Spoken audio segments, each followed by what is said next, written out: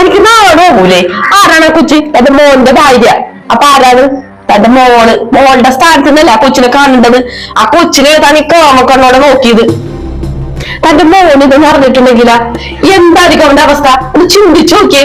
തന്നെ പോലെ കുറെ എണ്ണങ്ങളുണ്ട് വയസ്സാകുമ്പോഴത്തേക്കും ചെറുപ്പം പെൺപിള്ളേരെ കാണുമ്പോഴത്തേക്കും ഇളക്കം വന്നത്.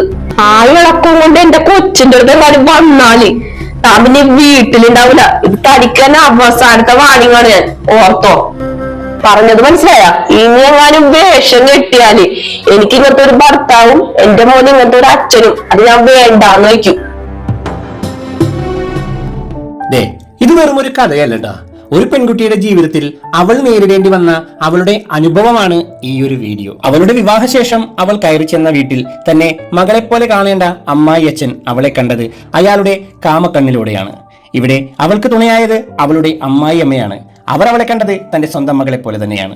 അതുകൊണ്ട് തന്നെ അയാളുടെ കയ്യിൽ നിന്നും അവളെ രക്ഷിക്കാനും ആ അമ്മയ്ക്ക് സാധിച്ചു. ഈ ഒരു വീഡിയോയിലൂടെ ഞങ്ങൾക്കൊന്നേ നിങ്ങളോട് പറയാനുള്ളൂ, ഇതുപോലുള്ള അനുഭവങ്ങൾ നാളെ നിങ്ങൾക്കും നേരിടേണ്ടി വന്നാൽ അതെന്തായാലും തങ്ങളുടെ മാതാപിതാക്കളോടോ വേണ്ടപ്പെട്ടവരോടോ തുറന്നു പറയാൻ മടിക്കരുത്. ഈ ഒരു വീഡിയോ ഞങ്ങൾ ചെയ്യാൻ കാരണം ഇതുപോലെയുള്ളൊരു അനുഭവം ഇനി ആർക്കും വരാതിരിക്കാനും അതുപോലെ തന്നെ ഇങ്ങനെയുള്ള അമ്മായി അച്ഛന്മാർ നമുക്കിടയിൽ ഉണ്ടെന്ന് കാണിക്കാനുമുള്ള ആ പെൺകുട്ടിയുടെ ആഗ്രഹം കൊണ്ടാണ്. ഞങ്ങളുടെ ഈ കുഞ്ഞു വീഡിയോയെ കുറിച്ചിട്ടുള്ള അഭിപ്രായം അതെന്തായാലും നിങ്ങൾ കമന്റായി രേഖപ്പെടുത്തൂ.